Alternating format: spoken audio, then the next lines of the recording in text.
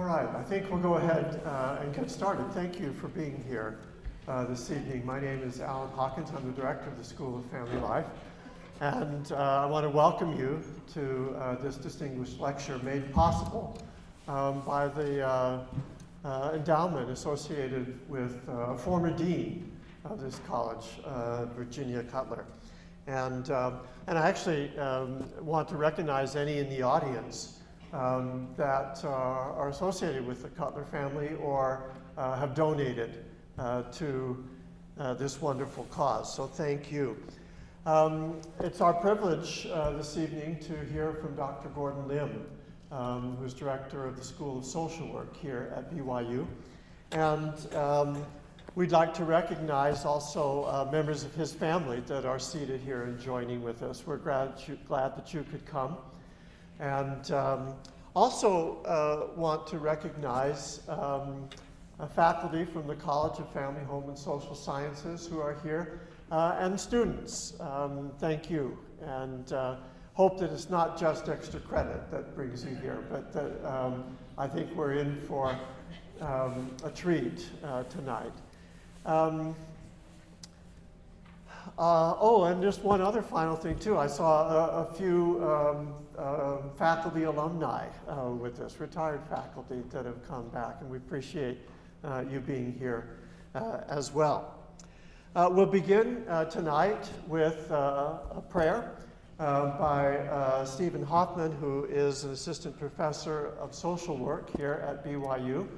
And then Dr. Lim will be introduced by his son, Garrett Lim. See.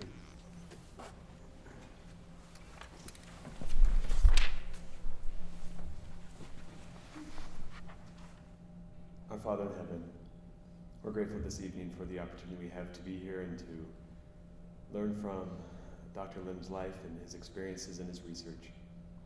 We're grateful for this wonderful campus that we have to have these opportunities to learn about the family and to improve our understanding of it and how we can bless those around us, those closest to us. We pray that we'll be receptive to what we hear tonight and be able to understand how we can apply it best in our lives and teach it to others. And we say this in the name of Jesus Christ, amen. Amen.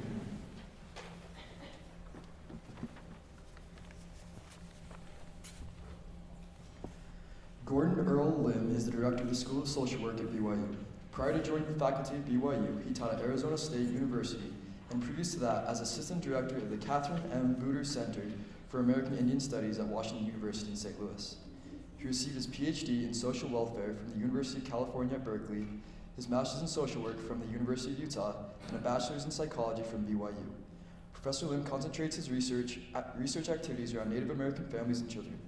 His current research focuses on Native American emerging adults who grew up in stepfamilies and the associated risk and protective factors of this family formation. Dr. Lim's practice experience includes working with adolescents in a wilderness survival program as a clinical worker at LDS Family Services and as counselor at a community college. He has over 80 publications in a wide range of topic social work outlets and serves on editorial boards and in leadership positions in national social work organizations. Later this year, he has an edited book coming out entitled Multicultural Stepfamilies. Dr. Lim grew up in Vernal, Utah, and has served in the England-London mission. He is currently the bishop of his ward in Mapleton, Utah. Gordon and his wife, Erica, have been married for 25 years and are the parents of 5 children, 3 of which are currently attending BYU. And now, please welcome Gordon Lim.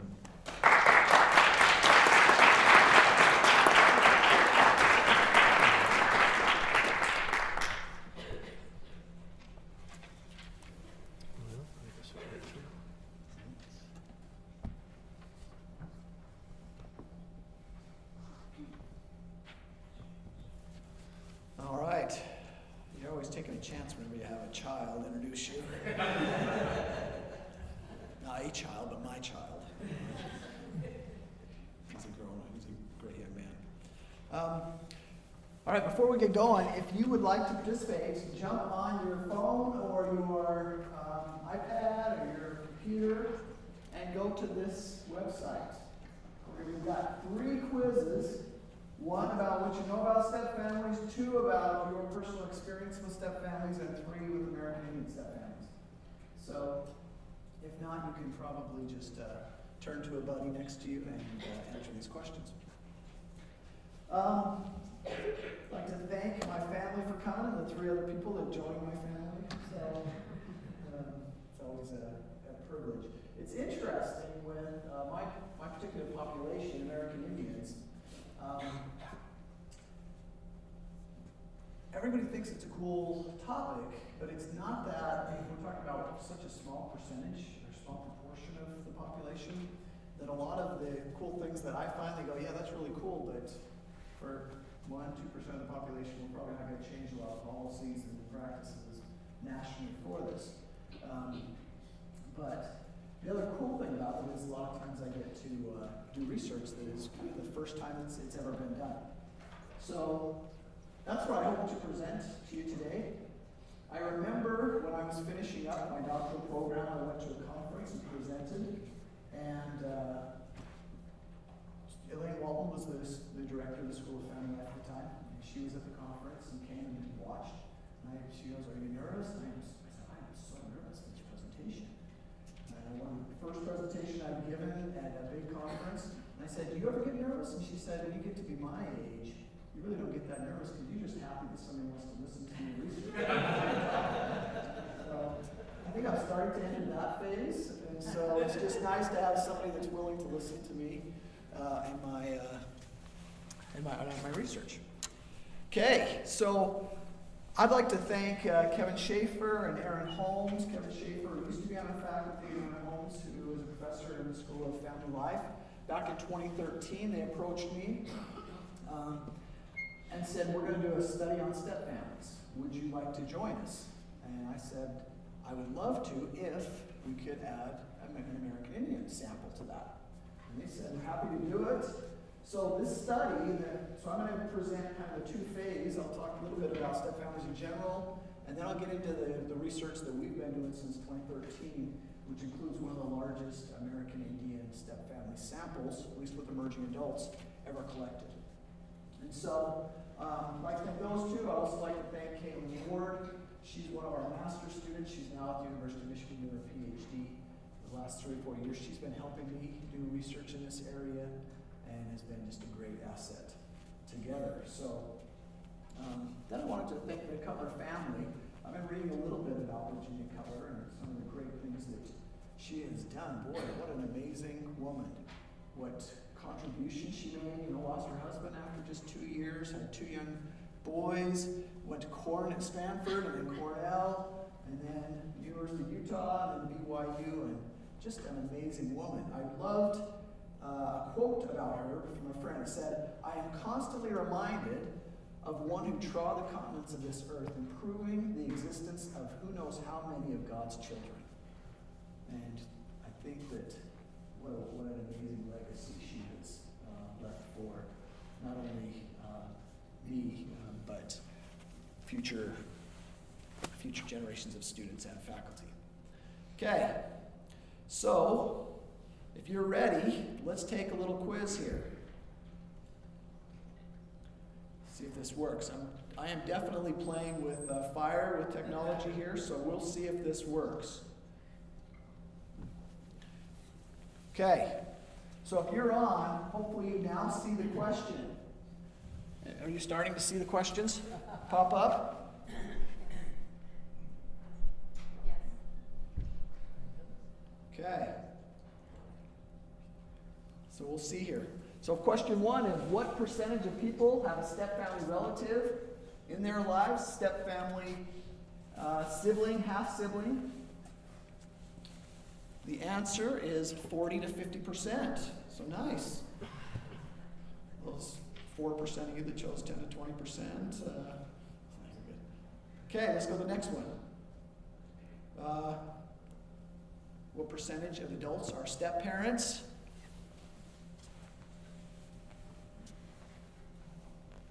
Okay, looks like we have some consensus.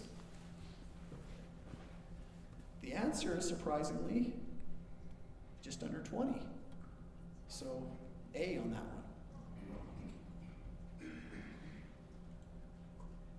What percentage of U.S. families involve remarriages?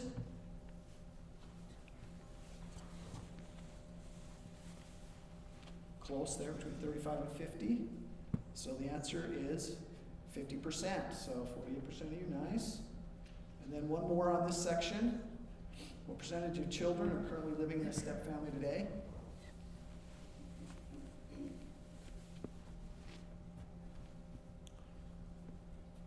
This number might surprise you.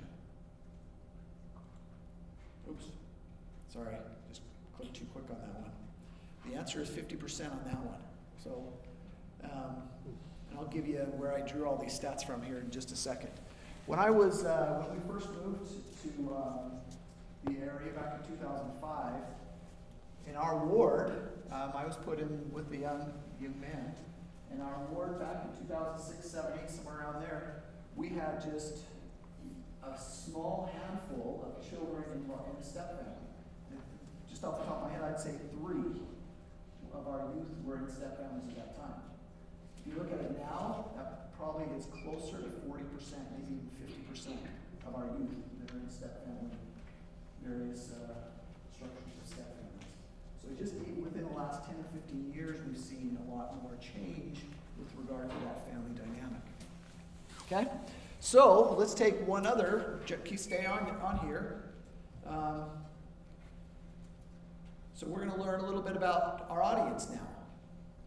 So,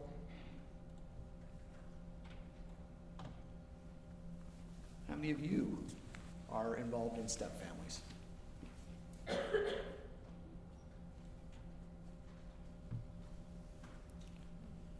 So, got roughly 33, 2/3 no, a third of our audience here in a step family. Step parent. Of course, we have a lot of young adults here. 8% on that one, yes. Did you grow up in a step family? Interesting dynamics in this audience. 16%. Kind of if you, this is kind of if you were part of that. What was the formation? Most common is divorce in that. And there's just a number of other issues that might go into play here. Okay. Who did you live with most of the time if you grew up in a step family?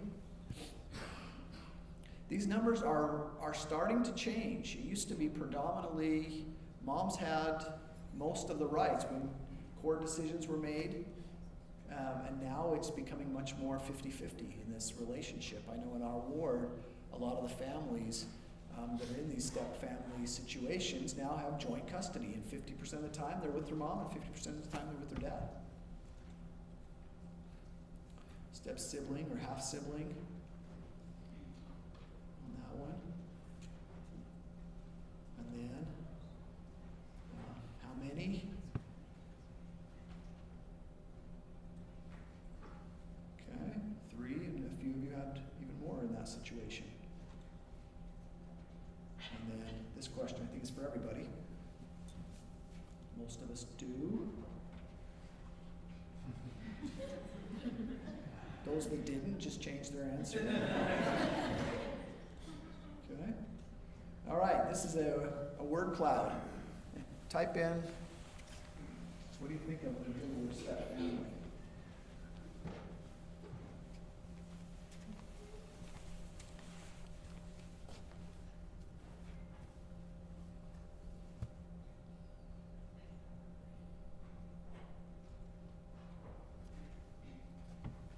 So, yeah, we're starting to get close. We can just see a number of different responses that you're putting in.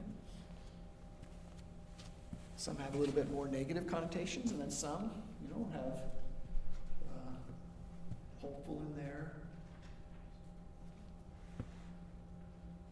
Good. Okay. So we'll come back to this. I've got one more question set for you. But drew the first set of statistics from the Pew Center and the Stepfamily Foundation.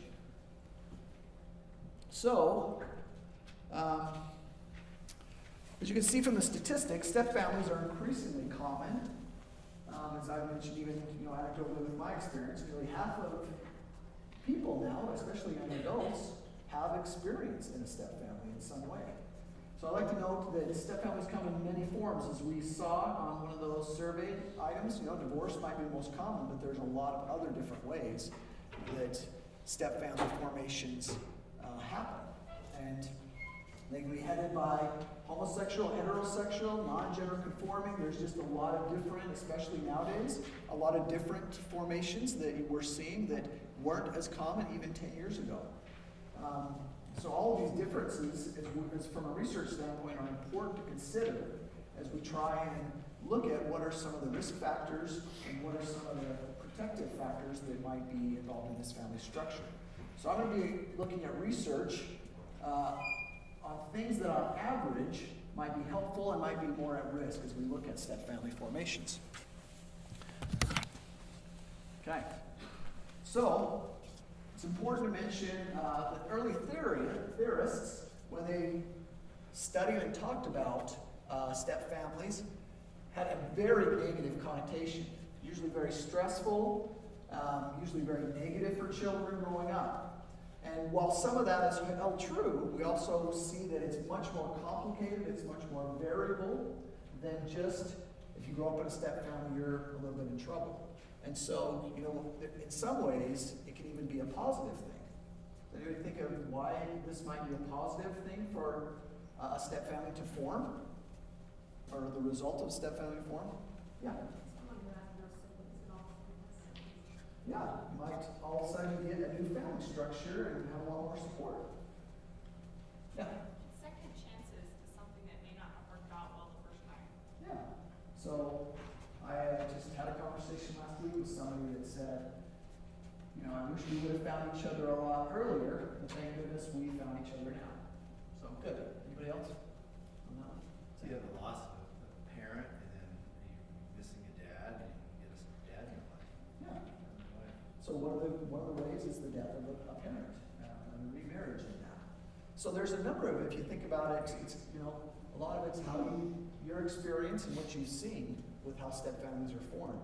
Whereas there's some negative, positive experiences as well. If there are abuse and if there's violence going on in a home, those are very unhealthy situations that would cause the divorce, which in turn could be a very positive thing. So as we kind of think about step families, you just want to kind of think of how variable this experience could be. Okay, so let's go to the next slide. If you look at, just want to note at the bottom, I just kind of give example references for where a lot of this information is being pulled from. So the experience of divorcing and forming a step family can oftentimes be very stressful.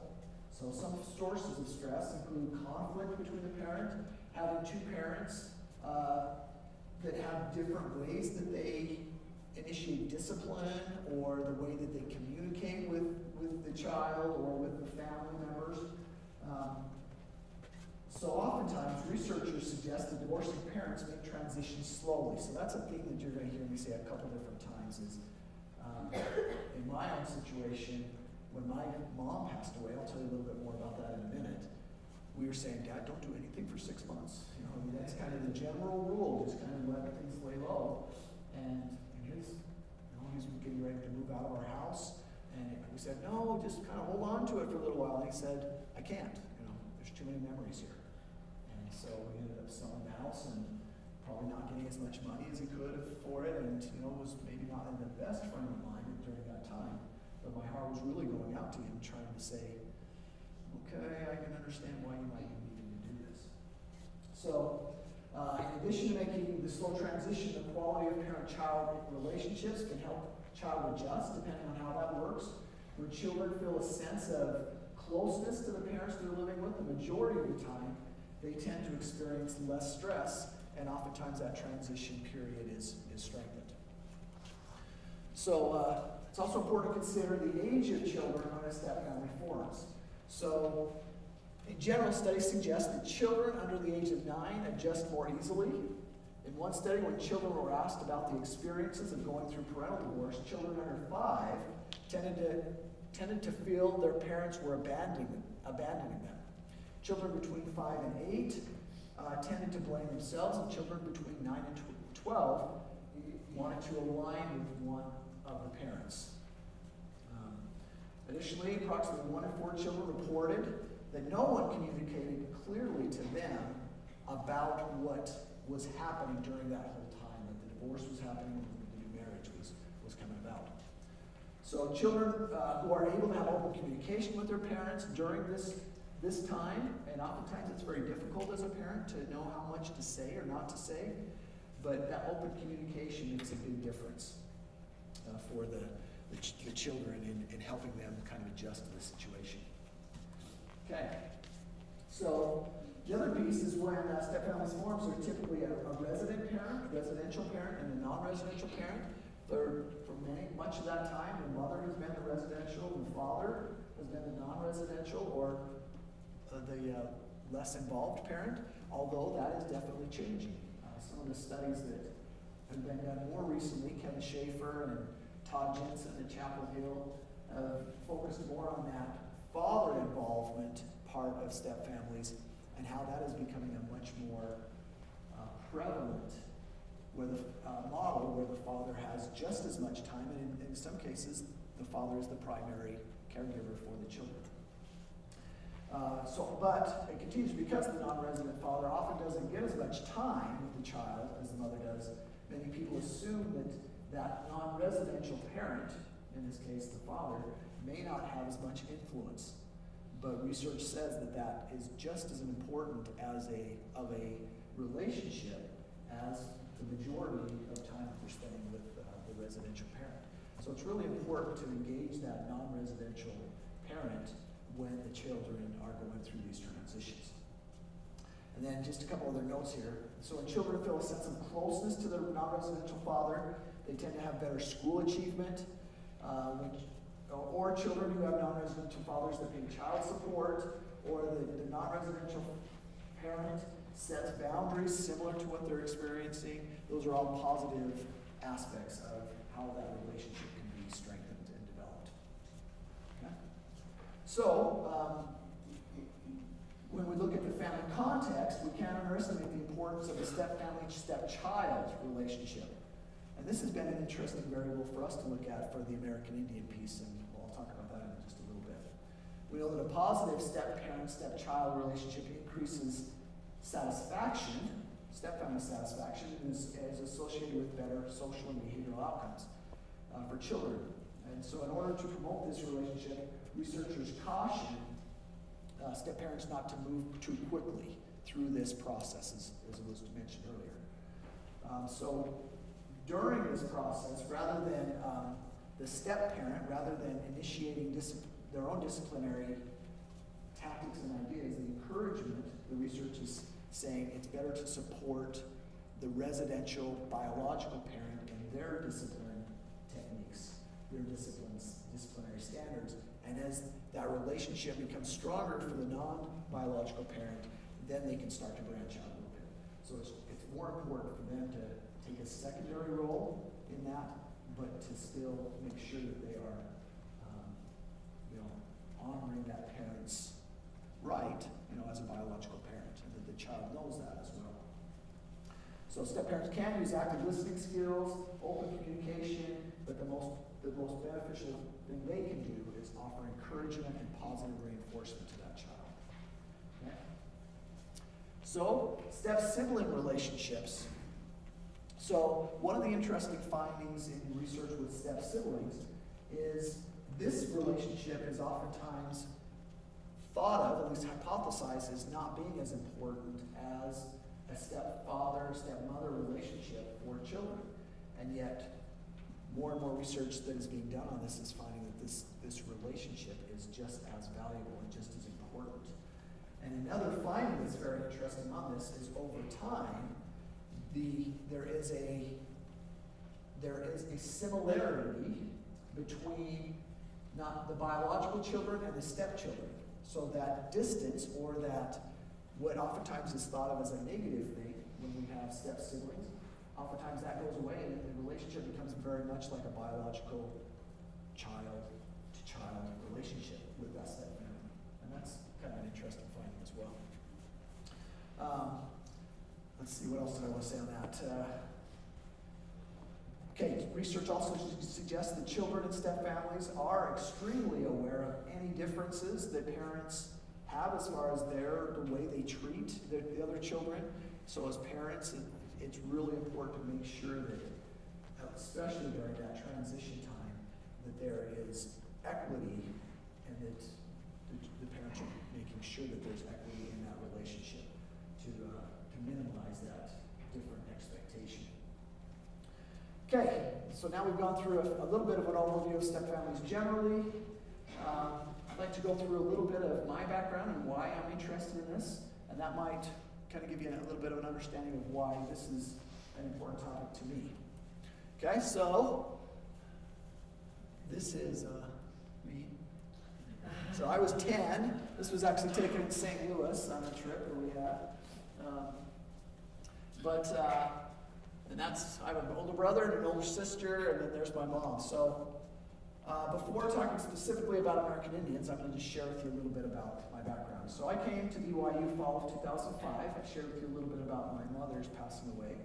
So I was 35 years old when I first came. And about February before I came, my mom, we were at a conference, and my in-laws were watching the kids and got home, and they said, "You need to call your mom." And I called her, and she said, "I've got cancer." At the time, she thought she had lung cancer, but it turned out she had breast cancer. Went through chemo, and we thought that they had got it. And so after August came, the beginning of August, and I was now getting ready to start here at BYU, I got a call like the 23rd or something of August, and my sister was saying Mom's in trouble. And so she ended up passing away. The chemo, she had been declared clean from cancer, but the chemo had also done a lot of damage to her. The rest of her body is and so she passed away the week before I was going to start teaching here at BYU. And so, obviously, that was just a tough time, especially for my father. And so after my mom passed away, my dad really felt lost. And so he, within about 6-7 months, met a lady on an online dating site. And so that's my dad and my stepmom. It's always interesting. So, I'm 36 now and I have a step-parent. And really didn't feel comfortable calling her mom, so we call her Grandma Lynette. She's been wonderful. But, it's interesting how that dynamic plays out. She has a child, and I've seen him 5 or 6 times total, but it's not a relationship we really have. And so it's been interesting to see how my dynamic in a step family, especially older, would have been probably very different had I been 10, 12, even 14, somewhere in there. So for me, this dynamic was really interesting to see from an older perspective, and then to see a lot of my neighbors and friends who are dealing with this from a very young child, how to engage stepfamilies where everybody is in the same household living, having to engage a lot more closer than I did. And so that process really has been a catalyst for me wanting to know a little bit more about how stepfamilies function. Okay? So, why American Indians in the title? So for me, this is very personal. So my mother's maternal side, so this is me. So this was kind of a cool thing. My Grandma Lynette actually gave me this the Christmas after she and my father married. She took this. We were at Chuck E. Cheese. And she took, unbeknownst to me, this photo and surprised me and my 2 siblings with this little layout of my maternal side. So there's my mom, and her mom, and her mom, and her mom. And so, a wonderful American Indian heritage, Winnebago, they call themselves Ho-Chunk. But for some of you that are not millennials, you'll realize that when we talk about American Indians now, most people say it is so cool that you're studying American Indians. But 20, 30, 40 years ago, there was a lot of negative stereotypes for American Indians. And if you were Native, you didn't have to present yourself as Native. Many times people did not say they were Native. And so, where I grew up in Vernal, we're right by the Ute Reservation. I have an aunt that married a Ute, a member of the Ute tribe, and there was just a lot of negative stereotypes when I was growing up. And so it wasn't something that I was like going, yeah, way to go. But I always knew that I had that heritage, and I always knew that I had an Indian grandma, but it wasn't something that we really embraced. We go to an occasional powwow, I do things here and there, but it wasn't a major part of my life. Part of that was due when my grandmother was 3 to 4, her mother passed away, her Indian mother passed away.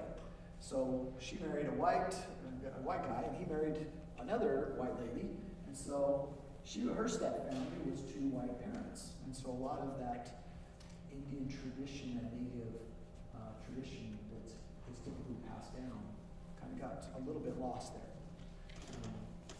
So that's been something that has changed how our family views it, and now it's been really cool to kind of reconnect with that for me and my siblings as we've learned more about the wonderful heritage that we have. One more thing on that one is just share with the next slide. So here is kind of an interesting plethora of different photos. So up here, so this is my grandmother. As I mentioned, with her stepmother, she did not get along with her stepmother. So when the opportunity came for her to go to a boarding school, she actually welcomed that and said, I'm happy to go. So this is Haskell in Haskell, Kansas, in the Indian boarding school there. That's my grandmother, a picture of her, her last year at Haskell. And then this is her, so that's her mother right there, and all her siblings. They were all sent to Carlisle Indian School. Has anybody heard anything about Carlisle Indian School? John, what have you heard? Jim Thorpe went there. Jim Thorpe went there. We have, this is, all right, you got me going on that one. We have a clipping of the funeral of this guy right here. He ran track with Jim Thorpe, and Jim Thorpe was one of his pallbearers when he passed away. But at Carlisle, he was there. Jim Thorpe was older than him, but they were there roughly the same time. And so, interestingly, my relatives had an okay experience there. Many Native folks did not. So this is kind of an example of a group that were there, before they went to Carlisle, and then a lot of the negative things that happened at Carlisle. One of the negative parts of this is Colonel Pratt, his motto was kill the Indian, save the man. So the way we're going to help the Indian is to help them become white. That was the motto of Carlisle. And so one of the good things, at least for my family, is a lot of them found connections at Carlisle, with track and different activities. And all of them were able to graduate. And my great-grandmother graduated and then got a job in White Rocks, right next to the Ute Reservation, teaching at the Indian school there. So that's how my family, my Indian side, ended up in eastern Utah. My mother grew up in Neola, right next to the Ute Reservation. Half her siblings were born at the Ute Indian Hospital. And so, interesting. So, another picture of Carlisle here. Our family spent the summer in Washington, D.C. 2 years ago, and we took a trip to Carlisle. Not knowing what we would find, I was kind of expecting kind of a museum or something there. Nothing. I mean, this is right off the road. There's a little road right here. There's just a little graveyard cemetery there with a number of the children who died during that time. And now it's actually it's an army base. And so in order to get on it, we actually had to get clearance to get on the base. And so we walked around, and there's really nothing there. There's this building here that has a couple mementos from the time in there. We also found out that this was they call it a timeout room, but I'm sure that's a very nice for when people were not behaving. And then there's the house, which looks similar to this house right here, that Colonel Pratt lived in. But other than that, there's nothing. It's almost like that whole area has been wiped clean. I was going, boy, we need to, as a Native community, we need to establish something there to honor the people that went through the hundreds and hundreds, if not thousands, of Native people that went through that. And so that's been an interesting part for me to learn about my own grandmother's experience at boarding school, my great-grandmother and her siblings all at a boarding school. So kind of just an interesting experience for me. And when I got to college, I went to the University of Utah for my master's. I met with an Indian professor, Dan Edwards, and he said, we need help. We need people to go. We've got a number of people graduating and going to and doing work with Native populations, but we have hardly anybody going and getting a PhD and doing research in this area. We need you to do that. And I had I was like, I don't want to go get a doctorate. I just want to get a master's and go work with Trouble Youth. And that just completely changed the trajectory of my life, having that conversation with him. And what a great mentor he's been for me, having helped me to kind of reconnect and hopefully make a difference with this population that is greatly understudied. So, one last thing, and then I want to share just a few more slides on American Indians and some of our research. So this is audience participation. What do you think about, and what are some of the similarities and differences for some of these terms? Anyone? When would you use them? When would you not? What do they mean? What do they don't mean? Anybody want to take a shot at this? Especially some of the students here. Yeah, in the back. Well, some of them are obviously a tribe or referring to a tribe, like Alaska Native. I'm assuming that there is a tribe or several tribes that inhabit that area we're used to. Yeah. There's actually a lot. That's going to be a quiz question for you here in a second. Good. Who else? I saw your hand. Maybe not. Yeah. Aboriginal, I would associate with Australia rather than the U.S. Yeah, I would tend to agree with that. I think when I see that term, I think of Australia. But Aboriginal simply just means native. It's very similar to a native. It means they are the native people of that area. And so, but that's a very common term we use for Australia. Okay, anybody else? Yeah. Dene is what the Navajo people call themselves. Yeah, so very good. So I remember going down to the Navajo reservation, and we would drive by Navajo Community College for a number of years. And then one year I showed up, and it was then Dene Community College. I was going, not sure why. And Navajo is the English word, and Dene is their word in their language, Dene. So similarly, you see Sioux, and that's the English term, and it's actually more tribes. But the Lakota, North and South Dakota, call themselves Dakota and Lakota. And so that's more tribe specific. But in that area, they also use this term as well, First Nations. They don't like the term, many of the tribes around there don't like the term Native American or American Indian. They like First Nations. Where else do we hear First Nations? Canada. Canada, that's the term that, and they don't use reservations, they use reserves as the term for where the land is.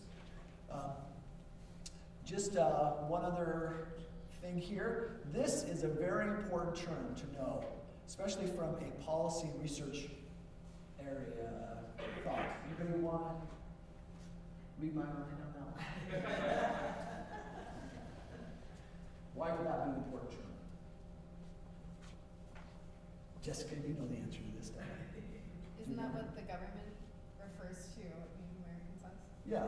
So in all the treaties that the U.S. government has had and continues to have, if a new treaty is made with a Native group or American Indians, that is the term that the United States government uses in any. So it's the official government term is American Indian.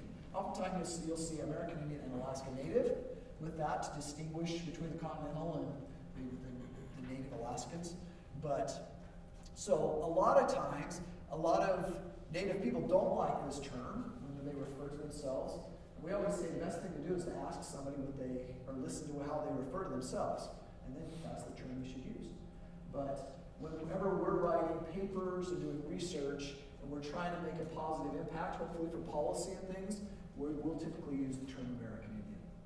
And then whenever I do research, especially if I'm doing secondary, sometimes I don't have a choice. It's whatever the question they asked, what is your race, and then whatever they gave them as the choice they could make is what that person had to choose. So that would be the term we would have to use as well, because that was the term that the person self-reported. But it's just important, especially, this is just a very important term when we think of trying to impact how Native people and that relationship with the government. Okay? All right, so take one more little quiz here. If you still have your phones out, go back to this. Let's see if we can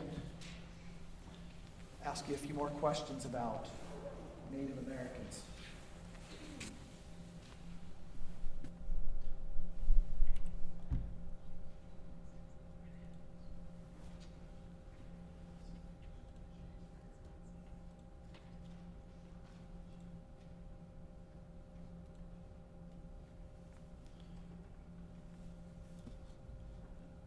Is it working? Yay!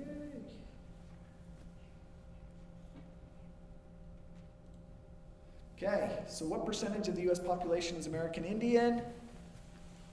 This is just a teeny bit of a trick question, because we have two ways that you can report this. So you have American Indian only, and then you have American Indian biracial.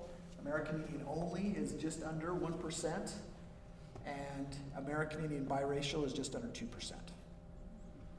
So it's kind of, if you were to have to choose the correct answer, it would be A, but you can make an argument that B is not far off.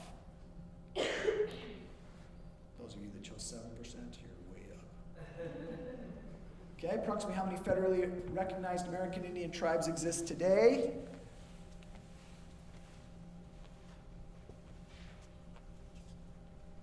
Whoa. The answer is D. 573, actually. Now, the lady in the back brought up Alaska Natives. 200 of those, maybe not exactly 200, but roughly 200 of those are Alaska Native, Eskimo tribes, which are very small. They typically have just a couple hundred citizens in their communities. So oftentimes what they'll do is they'll form what they call corporations. In California, they do rancherias, and so you'll get a number of native groups kind of combine their resources together. But there are 573, and this is a very sensitive topic because there are over 200 non-federally recognized tribes in the United States. So one of the most prominent is in North Carolina. The Lumbees of North Carolina have never been, they're state recognized, but they have never been able to, according to government standards, establish pre-colonial habitation, that they were here before. And so you have a number of hundreds, if not thousands, of Lumbees that are saying they're native, and yet the U.S. government does not recognize them. So they don't get federal funding. There's a lot of resources that they are not getting access to. So you have roughly 200 groups that are claiming pre-colonial. They've been here before as a group, and yet they do not qualify. And that number changes. So 573 within the next few years will probably be 580, 590, as more and more of those 200 are able to document pre-colonial communities. Let's see. Go to the next one, which is the largest American Indian tribe. Okay, good. Navajo used to be Cherokee, now it's Navajo, according to census records. Languages that are spoken today.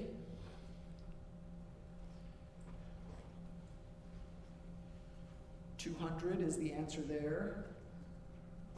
And I think we've got one or two more. Oh, this is the last one. What year were American Indians granted citizenship in the United States?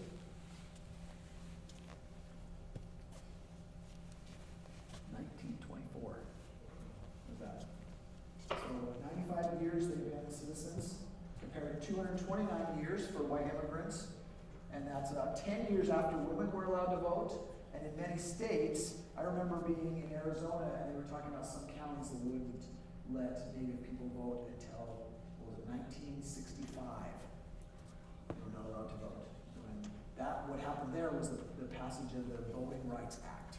They finally pushed that over. So, some similarities between what we saw in the South with kind of the African American and some of the discrimination that so many Native people have had a very difficult time establishing citizenship and getting some of those rights as well.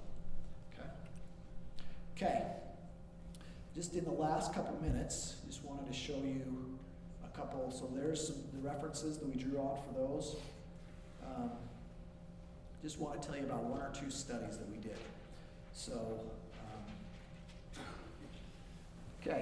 so with the STEP project, the Stepfamily Experience project, we surveyed 1,593 participants who grew up in a step family between 8 and 18, and then now are 18 to 30, and they're reporting retrospectively on their experience growing up in a step family.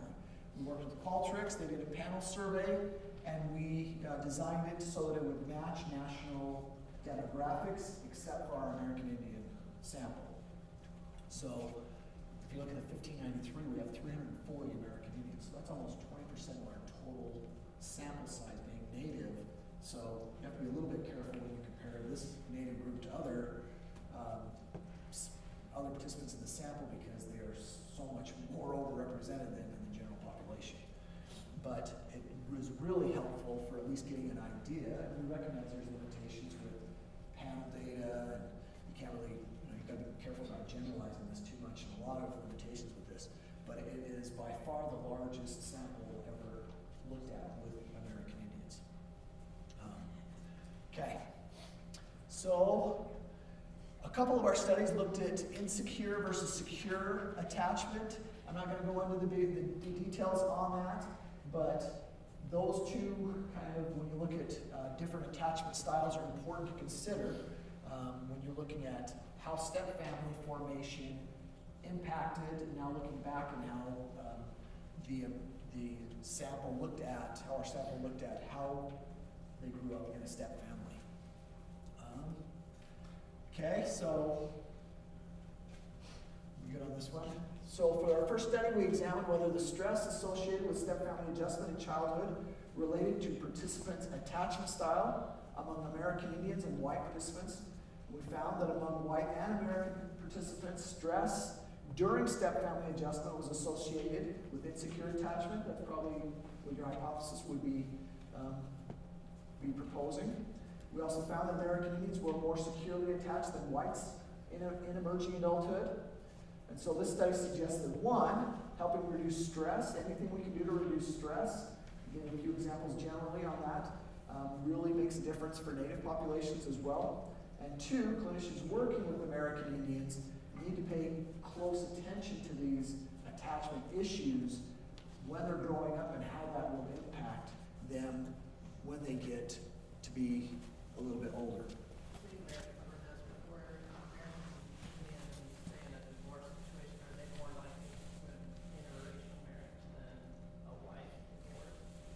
That's a good question. We really, at least for this study, whether the divorce was and they remarried somebody that was Native versus somebody that wasn't. Is that what you're asking about? Yeah, that would be. Yeah, that's a great question. Yeah, I know for a couple of the studies we looked at just American Indians, and then how that played out with just another American Indian biological parent. But for this one, we didn't. That wasn't one of the variables we looked at. But that's a great question, and something that we can definitely continue to look at as well. Okay, one other one I wanted to just show you. Let's see. We looked at some of the relationships and depression, and then we switched it. And then let's maybe finish up with this one. So this study looked at co-parenting between biological parents with American Indian stepfamilies, and how positive and negative biological co-parenting behaviors related to depression in emerging adulthood. So negative co-parenting and engaging behaviors, such as a parent having different standards for the child behavior, parents trying to get the child to take sides when they argue, parents delivering messages through the child rather than directly with each other, and parents having different rules for things like homework, food, chores, and bedtime. We found that negative biological co-parenting in stepfamilies was obviously related to greater depression in emerging adulthood. And so one of the things that just keeps popping up, one of the interesting differences we found just in general was in many areas natives were, so one of the things we oftentimes want to look at is, are American Indians similar to or different than the general population or than white, the Caucasians? Because the question would be, if we found some really good evidence-based practices that work with the general population, can we use those with Native Americans? And we found that in many cases they were not that much different. But one of the big differences was the importance of step siblings for American Indians. So it doesn't mean that it's not important for our comparison group who are whites. It wasn't important for that group, but this was significantly more important for Native Americans and American Indians in trying to say, what is a factor we can intervene with or on that would really help? And that is establishing a really good connection or relationship with them to that step sibling.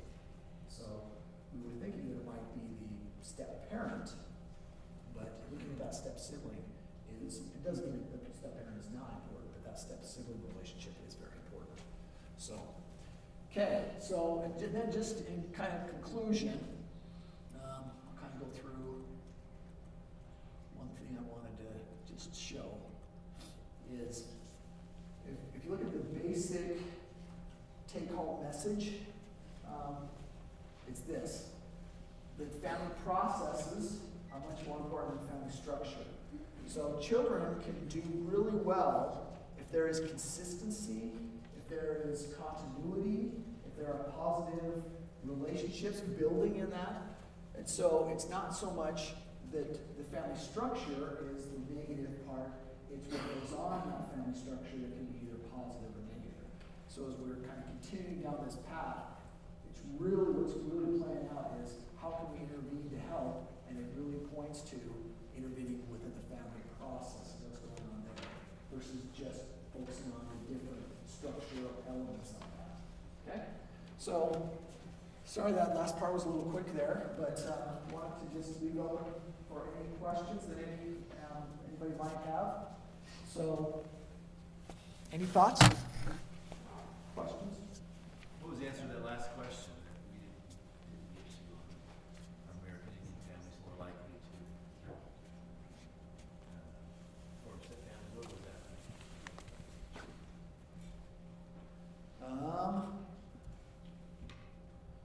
Let's see, which one were we? Do you remember which one? Yeah, we're on the quiz question. Oh, the quiz question. Go back. Let me remember that. I didn't answer those last two questions, did I? I'll answer that right now. I can't remember what it was. It says, so do you think American Indians are more or less or equally likely to divorce compared to the other racial groups? And the answer is more, but it's not much. Let me just find out the exact number here. Remember where it is? Constant. There it is. So they're more likely to divorce, but not a lot. And then the next question is, do you think the birth rate among American Indians is higher, equal to, or lower? The birth rate is higher, 63%. And then what percentage of American Indian population is remarried? The answer is 17%. If you finish the quiz. So sorry, I kind of ended it a little soon on that. So the answer is more likely on that one. Thanks, Sam. Steve? Do you have plans for another study similar to this with American Indians, or what are your plans moving forward? Yeah, I mean, there continues, one of the things that we've talked about, so I love, like I've got 2 Native students right now, and I said, I really don't care what you do on this, here's some data, I'd love to just find out more about this population, and so one of my students just has chosen an article a wonderful article that looks at the general population, and she wants to just replicate that for the Native sample and say, does this hold true? Do these risk factors with regard to anxiety and depression hold true in this particular stepfamily formation with American Indians, is what she's going to look at. And so Caitlin wants to do more on this, and we've got a number of players that are involved in this, so we definitely are going to continue.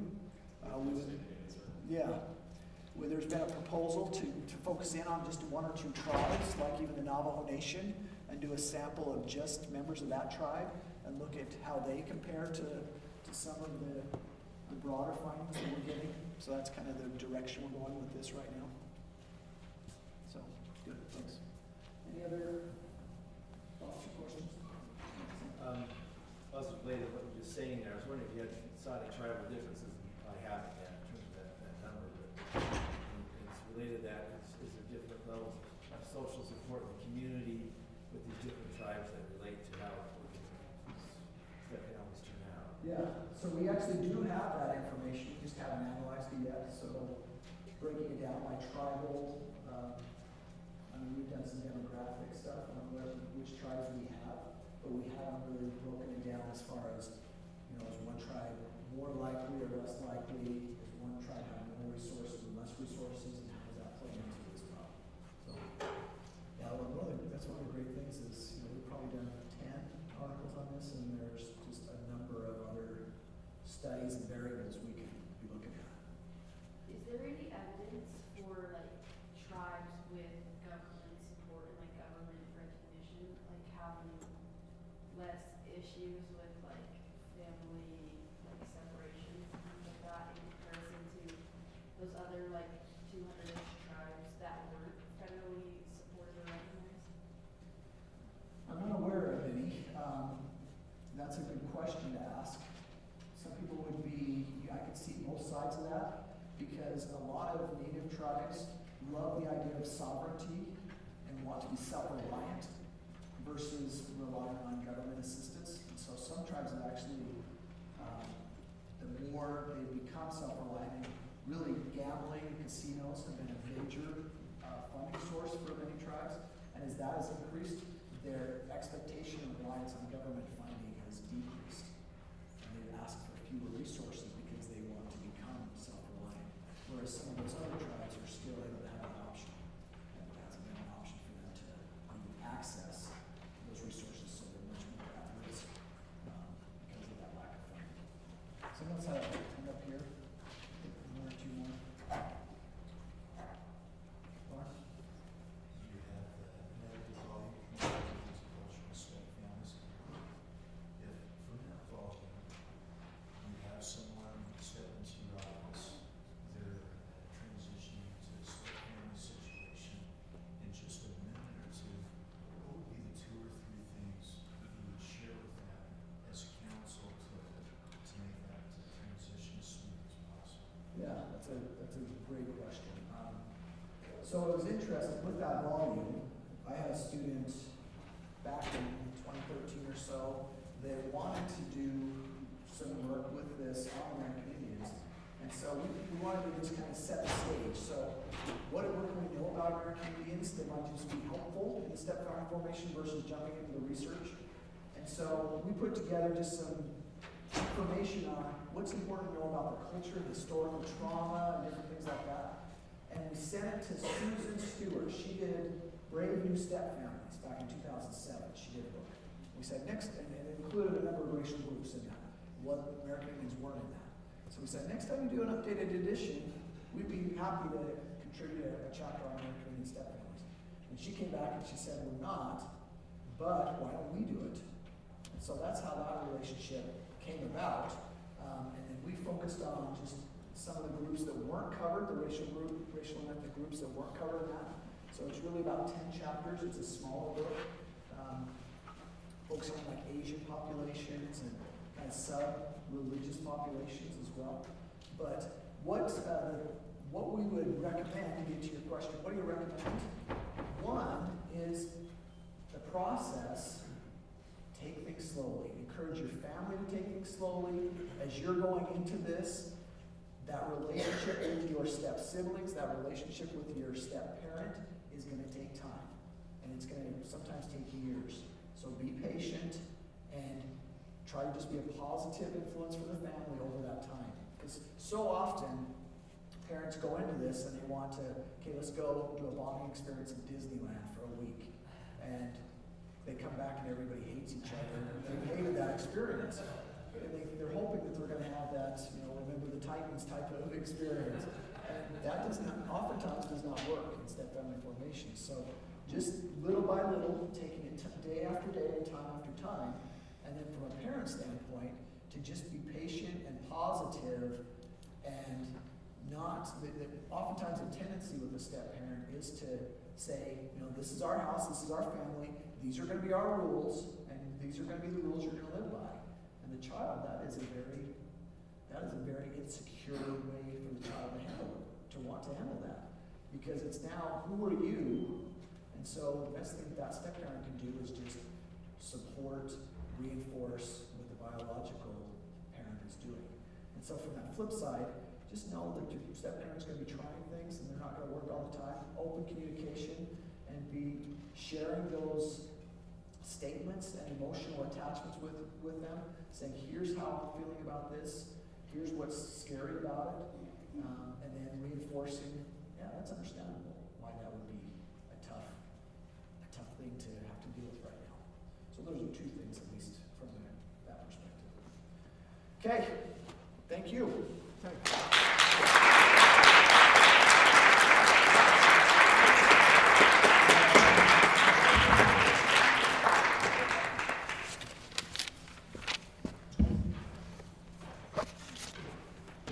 We do have a plaque here that we want to present to Dr. Lim as the honored Virginia F. Cutler Faculty Lecture for 2019.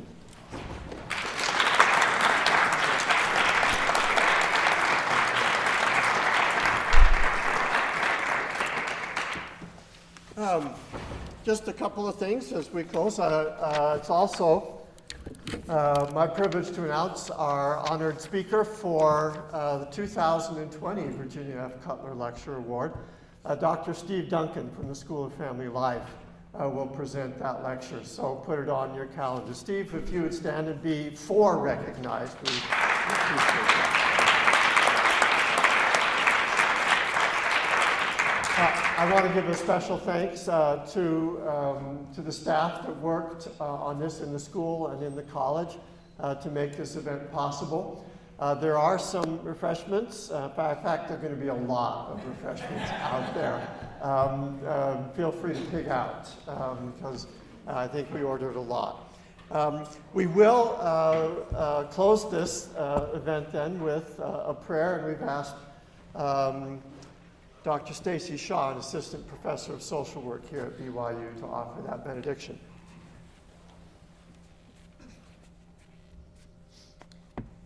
Our dear Father in heaven, we're grateful for this evening and the chance that we've had to come together to learn about research on step families and Native families. And we're grateful for Dr. Lim's work and his service to these communities. And we pray that we can take the things that we've learned and apply them and use this research to bless the lives of others. We're so grateful for the opportunity we have to be here on this campus and the many blessings in our lives, and ask that thou will be with us as we leave tonight and bless us to keep thy spirit with us always. And we say this in the name of Jesus Christ. Amen. Amen.